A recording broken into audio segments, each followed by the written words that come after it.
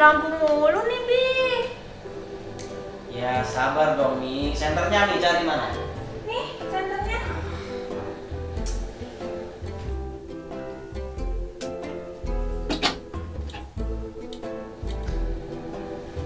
Apa yang salah sih, Bi? Ya pantes Mi, gayanya cuma 900, dipakai buat listrik, kulkas, setrika, TV, ya modern lah. Abi, makanya tambah daya dong, Bi. Iya. Saya pernah tinggal di suatu kampung yang listrik belum lama masuk.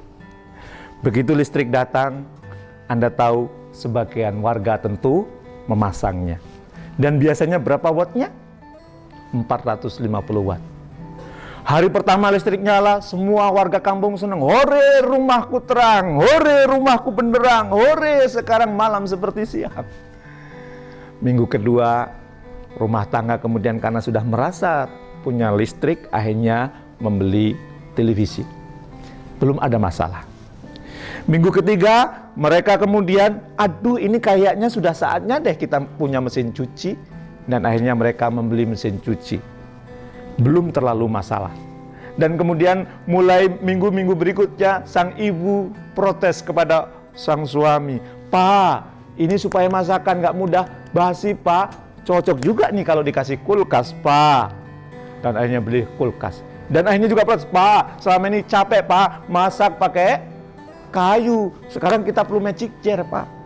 Dan akhirnya alat-alat elektronik semakin banyak dibeli. Dan apa yang terjadi?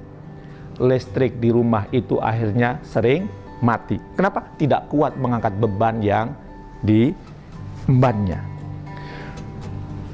Ada dua kemungkinan yang harus kita lakukan. Yang pertama, jual tuh seluruh barang-barang elektronik supaya nyala seperti semula. Dan yang kedua, naikkan daya. Milih yang mana?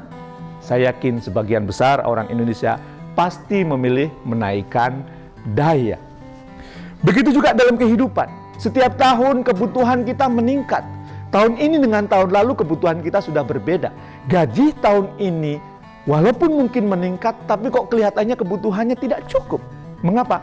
Maka kita perlu menaikkan daya supaya hidup kita tidak biar pet seperti listrik tadi. Bagaimana caranya supaya kita bisa menaikkan daya? Menurut saya, cara yang pertama supaya kita bisa menaikkan daya adalah kita semakin mendekat kepada sumber energi, yaitu Tuhan yang Maha Kuasa, Allah Subhanahu wa Ta'ala. Dialah pemilik energi di dunia ini. Maka semakin dekat kita kepadanya, maka apa yang terjadi? Kita merasa kemudian kita melemah dan bergantung kepada sumber energi yang luar biasa, dan kemudian ada dorongan kita untuk meningkatkan energi kita naik, semakin dekat kepadanya. Yang kedua, kalau Anda ingin menaikkan daya, maka Anda harus mengkader orang-orang yang di bawah Anda. Orang-orang yang Anda pimpin, supaya Anda kemudian punya tim yang solid, punya pengganti Anda yang siap. Tidak mungkin Anda akan naik daya kalau Anda tidak punya orang-orang yang Anda pimpin naik kelas. Orang-orang yang Anda pimpin hanya menjadi follower. Orang-orang yang Anda pimpin hanya menjadi orang yang yes man. Maka Anda justru tidak akan naik daya. Naik daya Anda justru ketika orang-orang yang Anda pimpin itu kemudian Anda hebatkan, Anda menjadikan ia orang-orang yang luar biasa dan siap menggantikan Anda.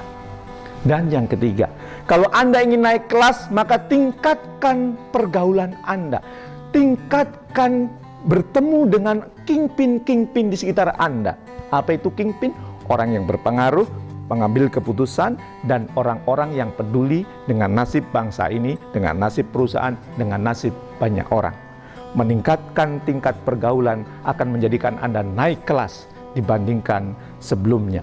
Jangan hanya menjadi kata dalam tempurung, merasa hebat di perusahaan Anda, merasa hebat di komunitas Anda, tapi rendah ketika Anda keluar dari komunitas Anda. Oleh karena itu, tingkatkanlah pergaulan Anda ke kelas yang lebih tinggi. Saya Jamil Azeni, salam sukses mulia.